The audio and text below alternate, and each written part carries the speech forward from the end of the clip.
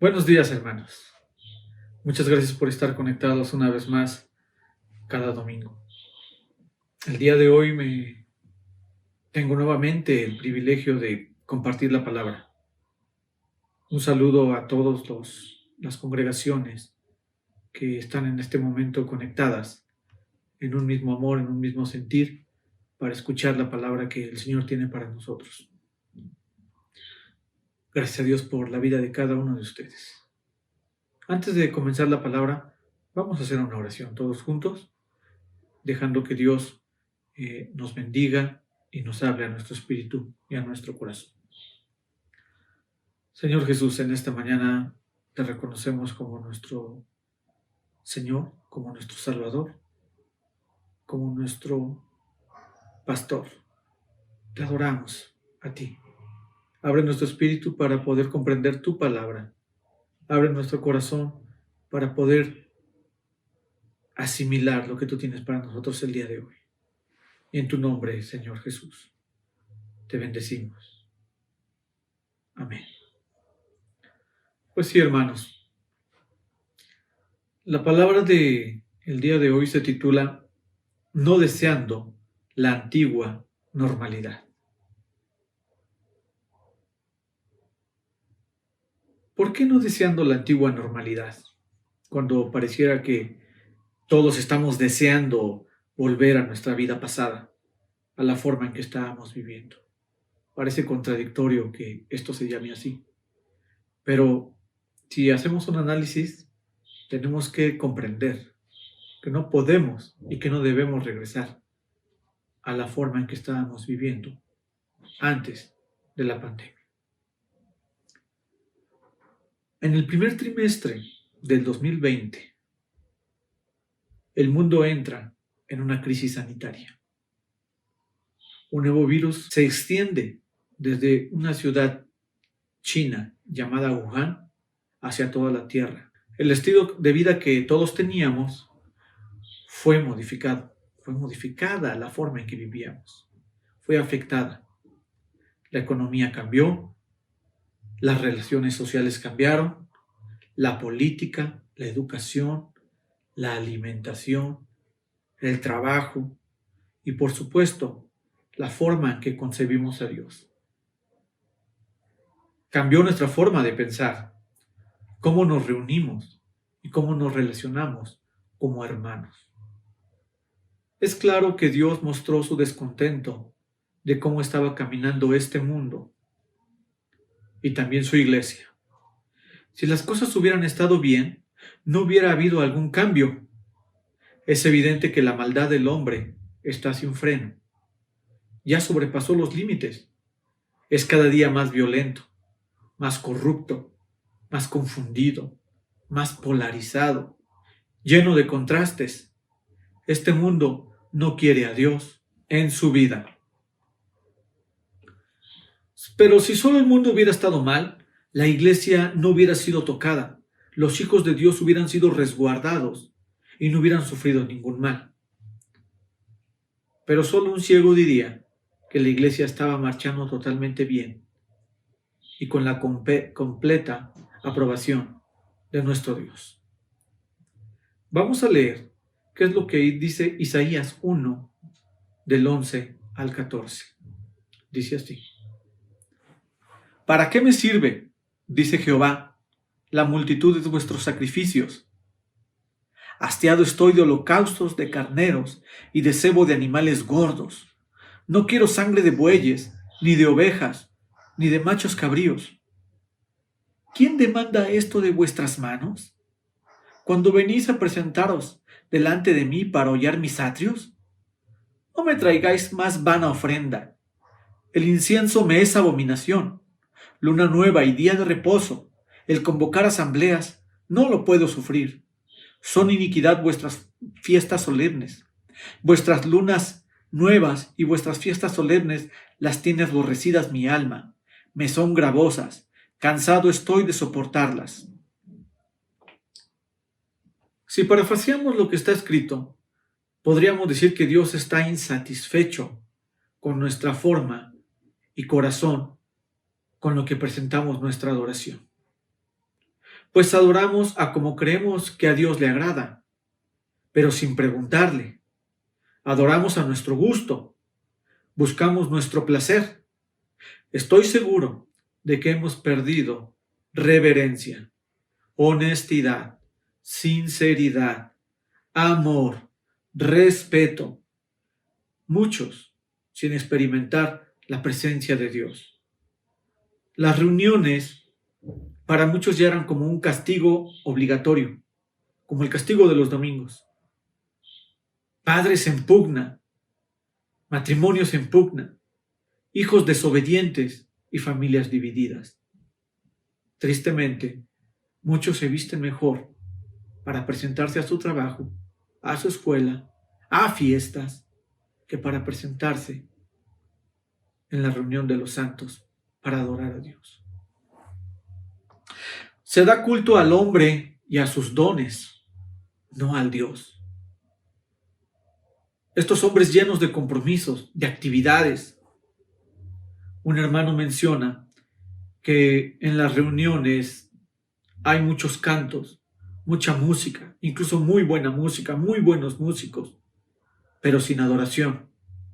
Cada quien tratando de imponer su visión o su estilo, cerrados en creer que somos infalibles, muy religiosos, pero nada espirituales, medio morales, aparentando vida, estando muertos por dentro. A principios de la pandemia, muchos líderes religiosos repetían citas bíblicas que no les sirvieron ni a ellos, ni a sus familiares, ni a sus congregaciones, asegurando que la pandemia solo afectaría al mundo pecador, los carentes de fe. Citas como el Salmo 91:10, donde dice que no te sobrevendrá mal, ni plaga tocará tu morada, lo tomaron como estandarte, sin saber que Dios está detrás de todos los juicios y que sus hijos no están exentos de ninguna prueba o corrección. Muchos de los que proclamaban esto enfermaron. Algunos tristemente murieron.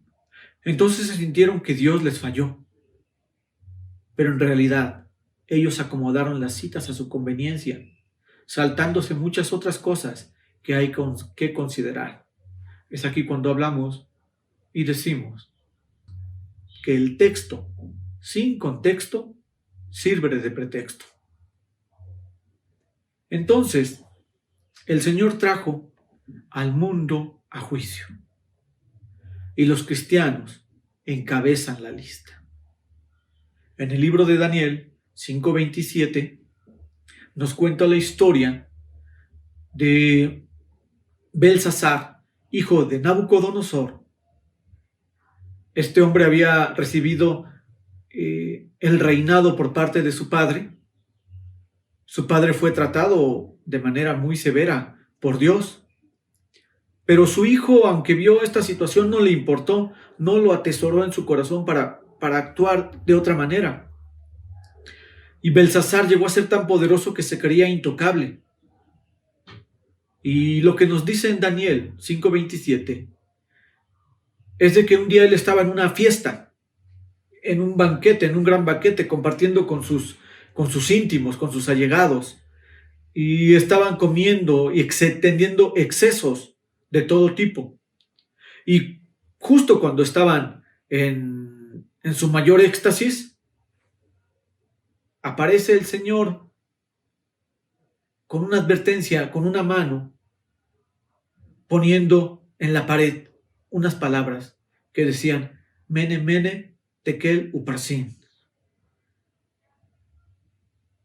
Estas palabras no pertenecen a ningún dialecto, no pertenecen a ningún vocabulario de ningún tipo. De ningún tipo. Es un vocabulario celestial. Por eso los sabios del rey Belsasar no pudieron saber qué decían.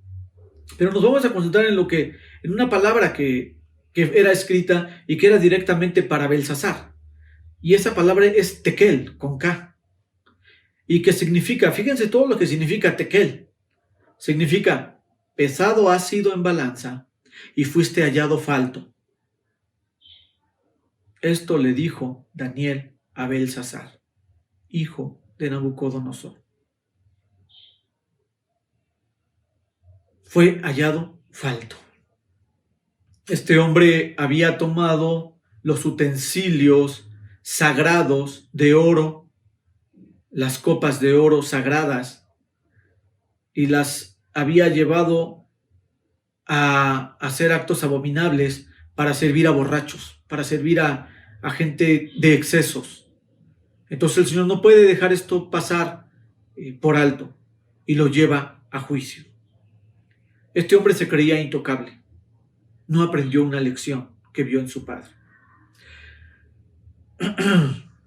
De un día a otro, más bien dicho, en esa misma noche, fue invadido su reino y él fue muerto. De un momento a otro. Yo recuerdo cómo de un momento a otro, de un día a otro, nos dicen, quédense en casa, no salgan. De un momento a otro. El mundo anhela volver a la normalidad. Se anhela volver al estilo, ya sea bueno o malo, que se tenía antes de esta pandemia. Como siempre, como en todos los tiempos, hay gente que ha vivido muy bien y hay gente que ha vivido muy mal. Pero extrañan vivir bien o mal.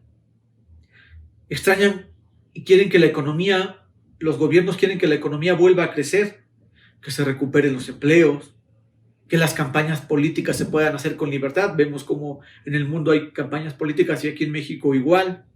Que se hagan eventos deportivos masivos, regresar a clases, a las oficinas, realizar nuevamente maratones y cosas así.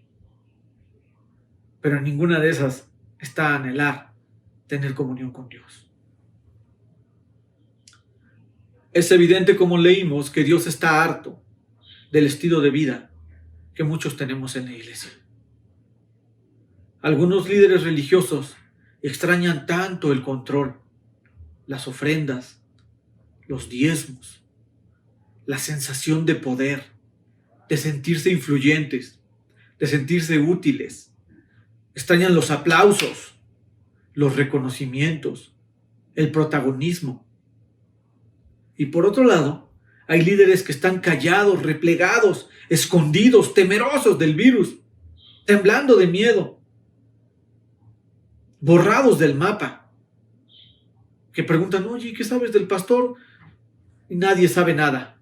Las ovejas abandonadas. Muchos en este tiempo han abandonado su fe, han abandonado la iglesia. Ya su corazón ya estaba lejos, pero la pandemia solo fue como la gota que derramó el vaso, como el pretexto para poder decir, ven, ¿de qué sirve ser cristiano? No tiene caso ser creyente. Llenos de necedad, queremos seguir viviendo igual, reuniéndonos igual. Creo que Dios ya se ha hastiado del tipo de reuniones que tiene los que se llaman pueblo cristiano. Y estoy seguro que de muchas de las formas que también nosotros tenemos, al Señor no le agrada. Estas personas no quieren que sus proyectos sean estropeados. Quieren ignorar las restricciones. Conocemos de pastores y de apóstoles que a fuerzas quieren abrir las iglesias y volverlas a llenar. Y no porque estén anhelando compartir la vida de Cristo, sino por las cosas que les acabo de mencionar antes. Les interesa ya recaudar fondos. Les interesa ya tener dinero en la mano. Y estos están trayendo mucho peligro, porque están siendo focos de contagio. En Jeremías 6:16 dice así: Así dijo Jehová, paraos en los caminos y mirad, y preguntad por las sendas antiguas, cuál sea el buen camino, y andad por él, y hallaréis descanso para vuestra alma. Mas dijeron, no andaremos. ¡Qué respuesta tan severa! ¡Qué respuesta tan fuerte! Dios detuvo al mundo de golpe. de tajo. Pero el mundo y los cristianos quieren seguir viviendo igual. Muchos gobiernos están haciendo ya cambios. Fíjense, hermanos. Muchos gobiernos ya están moviendo su estructura de gobierno, moviendo las cosas la forma para cambiar y adaptarse a una nueva normalidad diferente a la que había, porque ya no vamos a regresar nunca a esa misma. Hay cosas que llegaron para quedarse. Y los gobiernos que se resisten a cambiar, tristemente, como vemos el ejemplo de Brasil, con Bolsonaro, su presidente, que se resistió muchísimo y hasta la fecha se resiste a hacer cambios, a haber tomado las medidas, pues es uno de los países que están más resintiendo el azote de la pandemia. Y la necesidad de la gente de no querer respetar las medidas sanitarias ha traído un caos en muchos países de América Latina, incluidos México. No se dan cuenta que las cosas ya no volverán a ser las mismas. La iglesia y creyentes, como dice en la escritura que acabamos de leer, nos tenemos que detener también. Hay que parar para no morir, sino para meditar, para evaluar, para concientizar, para analizar nuestros caminos a la luz de la palabra y del Espíritu. Y nos invitan a algo que no nos gusta, que es a preguntar. Es muy común en nosotros los hombres, aunque estemos perdidos en los caminos, no preguntar. Yo he estado en casos donde no pregunto y donde la persona que va conduciendo no pregunta y terminamos bien perdidos, extraviándonos. No nos gusta preguntar. En pocas palabras, reconocer que no lo sabemos todo. No lo sabemos todo. No tenemos todas las respuestas. Que no tenemos todo el conocimiento, ni espiritual, ni intelectual. No tenemos toda la revelación. Y para reconocer esto se necesita humildad. Y con tener humildad es una cualidad que solo viene de parte de Dios por medio de tratos que nosotros hemos experimentado. Pero tristemente hemos recibido también, por otro lado, tratos del Señor y no aprendemos, seguimos siendo soberbios. Tenemos que preguntarnos, ¿qué hicieron? ¿Qué tenemos que hacer? ¿Qué hicieron con anterioridad los que nos llevan años? Los que nos llevan 200, 300 años, los que llevan miles de años. Por ejemplo, cuando los discípulos fueron dispersados por medio de esa persecución. Cuando en el cristianismo empezaron a ver los primeros mártires. ¿Cómo reaccionaron? ¿Cómo reaccionaron frente a las hambrunas, frente a las catástrofes, frente a las situaciones difíciles? Seguramente no actuaron como muchos de nosotros estamos actuando. ¿No? ¿Cómo actuaron ellos frente a situaciones de altísimo riesgo? ¿Qué hicieron los apóstoles? ¿Qué hicieron nuestros abuelos espirituales? ¿Qué hicieron nuestros padres? Yo recuerdo que nuestros abuelos nos mencionaban de que ellos pasaron tiempos muy complicados, muy difíciles, sin comida, que había hambre, y se sostenían de Dios. Yo creo que muchos de los que estamos aquí no hemos pasado lo que ellos han pasado. Es de valientes preguntarnos en cada área de nuestra vida, ¿en verdad estamos haciendo las cosas bien? ¿Estamos bien en nuestro matrimonio? ¿Estamos bien con nuestros hijos? ¿En nuestro trabajo? ¿Con nuestra familia en general? ¿En nuestra escuela? ¿En verdad estamos bien? Hay veces que es mejor perder algo que perderlo todo. Te voy a poner un ejemplo. Si ves un camino difícil y tú vas en tu auto, y es mejor detenerte y regresarte, aunque pierdas tiempo. Si se te poncha una llanta, es mejor regresarte a perder la suspensión entera más adelante. Es mejor aceptar pérdidas y no aceptar catástrofes. Que el estar avanzados en algo no sea el pretexto de seguir en el error, que después pagaremos muy caro. Más vale perder mucho y no perderlo todo. Tenemos que redireccionar nuestra vida espiritual, nuestra vida humana, y andar de la forma correcta con la verdadera aprobación de Dios. Cuando dice mirar, se refiere a hacer una contemplación profunda de dónde hemos estado, dónde estamos hoy y dónde estaremos mañana, según el camino que vamos siguiendo. ¿A dónde nos va a llevar? Es muy triste creer que estamos bien y que no necesitemos un cambio. Otra cita en Josué 1:6. Aquí, nuevamente, Dios le está hablando a Josué, sucesor de Moisés. Moisés ya había cumplido lo que el Señor le había dicho que hiciera. Y Josué era un testigo fiel junto a él, un hermano junto a Moisés, para avanzar en la visión que Dios le había dado a Moisés. Y Josué siempre lo apoyaba. Y fíjense las palabras que el Señor le da a Moisés. Son muy interesantes. A Josué. Son muy interesantes. Le dice: solamente esfuérzate y sé muy valiente para cuidar de hacer conforme a toda la ley que mi siervo Moisés te mandó. No te apartes de ella, ni a diestra ni a siniestra, para que seas prosperado en todas las cosas que emprendas.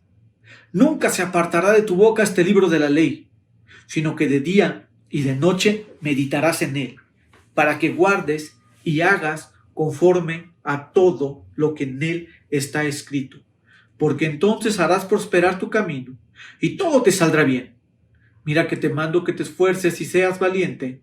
No temas ni desmayes, porque Jehová tu Dios estará contigo en donde quiera que vayas. Estas son las palabras que Dios le dio a Moisés, promesas preciosas. Dios se compromete con Josué a bendecirlo siempre y cuando él camine en rectitud con él. Ahora vamos a ver qué es lo que dice el pueblo. Ya vimos lo que dijo Dios, pero ahora qué dice el pueblo más adelante, de donde estamos en la misma cita, en los versículos 16 al 18, dice así: entonces respondieron a Josué, diciendo: nosotros haremos todas las cosas que nos has mandado, e iremos a donde quiera que nos mandes. De la manera que obedecimos a Moisés en todas las cosas, así te obedeceremos a ti. Solamente que Jehová tu Dios esté contigo, como estuvo con Moisés. Cualquiera que fuera rebelde a tu mandamiento y no obedeciera a tus palabras en todas las cosas que le mandes, que muera. Solamente que te esfuerces y seas valiente. Qué palabras tan interesantes. En un pueblo necio, un pueblo rebelde, un pueblo obstinado, un pueblo quejumbroso, es el que habla aquí. Y dice: así como hemos obedecido a Moisés, te vamos a obedecer a ti. Yo creo que Josué se sorprendió y dijo: ya me fue mal. Ya me saqué el tigre en la rifa. Era un pueblo necio, hermanos. Este pueblo no estaba hablando la verdad. El Señor, si nos fijamos, Dios no habló de matar a nadie. Pero el pueblo sí dijo: el que no obedezca, lo matamos. ¡Qué moralidad! ¿Cómo a veces, como cristianos, queremos hasta ser superiores a Dios. ¿Y cómo mentimos? El pueblo de Israel no daban un paso sin estar quejándose. Anhelaban regresar a su normalidad en Egipto. ¿No te suena muy parecido? Lloraban por los buenos días que vivieron como esclavos. Ellos vivían excelente, hermanos, entiéndase el sarcasmo. Vivían bastante bien como esclavos segregados y humillados. Eso extrañaba. Además, su moralidad y espiritualidad de ellos eran superiores a las de Dios. Fíjense, porque hablaron de más.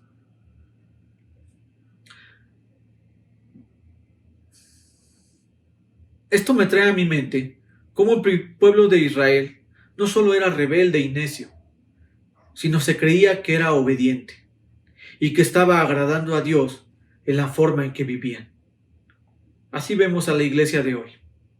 Creer que está bien, autoengañada, que estaban caminando y agradando a Dios. Nosotros no podemos darnos el lujo de cometer el error del pueblo de Israel. Jactarnos de obediencia, siendo nuestros actos abominables ante Dios. En este caso, el pueblo de Israel debió de haber reaccionado diferente, con un arrepentimiento profundo, pues no valoraron a Moisés, pues tantas veces lo pusieron en aprietos, desafiaron su autoridad, su visión y sus palabras, sus decisiones. Es como oír a un hijo desobediente afirmar frente a sus padres que siempre les ha obedecido sin peros. Es interesante que los cristianos queramos volver a la vida normal de iglesia, cuando en realidad faltábamos a placer. Nos dormíamos en la palabra. Salíamos corriendo al terminar la reunión, ignorando los consejos de los ancianos, cantando sin entendimiento, sin poner la palabra en práctica. Hemos escuchado comentarios de que muchos extrañan las reuniones, pero aún aunque estas ya se han reactivado, hermanos, siguen buscando la forma de faltar y se justifican. Pueblo mentiroso, pueblo falto. Tenemos que hablar la verdad sin la intención de ser personas que condenan, pero no por no decir la verdad y por querer conservar amistades, por querer conservar la unidad, no vamos a hablar la verdad, hermanos. Tenemos que hablar la verdad los unos con los otros, como lo dice la palabra. Tenemos que aprender la lección del pueblo de Israel, que mentía.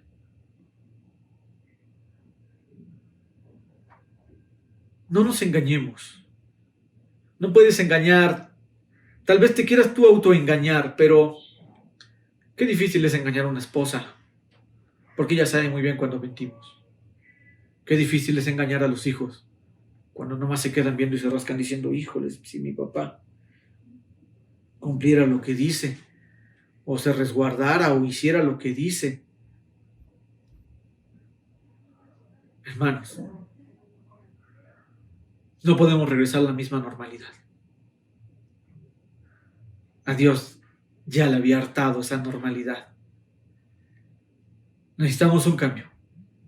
Necesitamos regresar a su voluntad. Necesitamos regresar recuperando las cosas que edifican, las cosas que son buenas, las cosas que exaltan el nombre del Señor Jesús, las cosas que lo proclaman, hablando verdad, no siendo deshonestos los unos con los otros. Hermanos, realmente no queremos volver a lo mismo. No estábamos viviendo agradando a Dios. Creo que si hubiéramos estado viviendo tú y yo agradando a Dios, hubiéramos sido arrebatados. Yo creo que en el siguiente proceso que le sigue a la tierra, hermanos, estamos muy cerca de un arrebatamiento.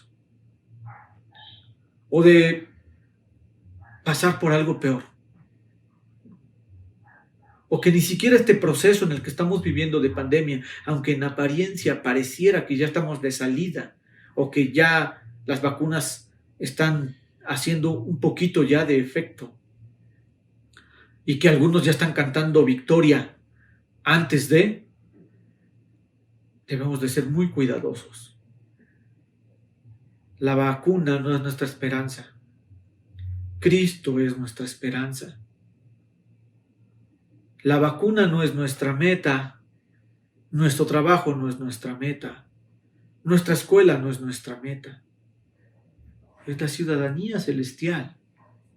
Reinar con Él. Cumplir el propósito que Él tiene para nosotros. Esa es nuestra meta. Si nosotros creemos que estábamos bien, viviendo bien, adorando bien, qué equivocados estábamos. Qué equivocados. Mucha irreverencia en la iglesia. No solo en la nuestra. Ve cómo adoran en otras iglesias.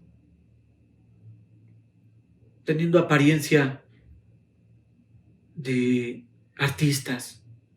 Teniendo apariencia de influyentes. Eso no agrada a Dios. No agrada a Dios. Hastiado está el Señor de la adoración que se daba antes. Hastiado de las palabras. Hastiado de nuestros comportamientos. Tenemos que pararnos. Tenemos que meditar. Y dejar que Dios nos guíe a cada uno de nosotros. Hermanos, Dios detuvo al mundo. Dios detuvo a la iglesia. No lo hizo en vano. No lo hizo por placer. Hay un porqué. Vayamos tú y yo al lugar secreto y escuchar lo que Él nos quiere decir. Para que cuando, si pasa, regresemos a reunirnos otra vez, varios, no regresemos a lo mismo,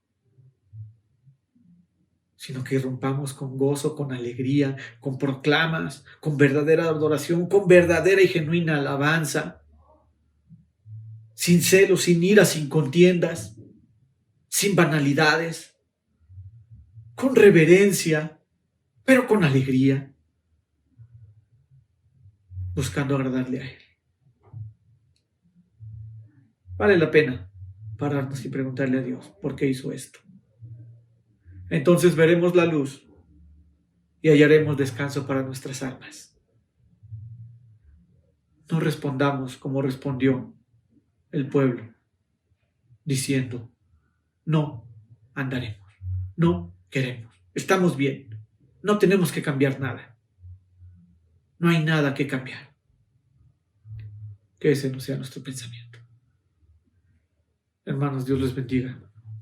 Es un gusto, es una bendición saber que el Señor los ha guardado y lo ha hecho con un propósito.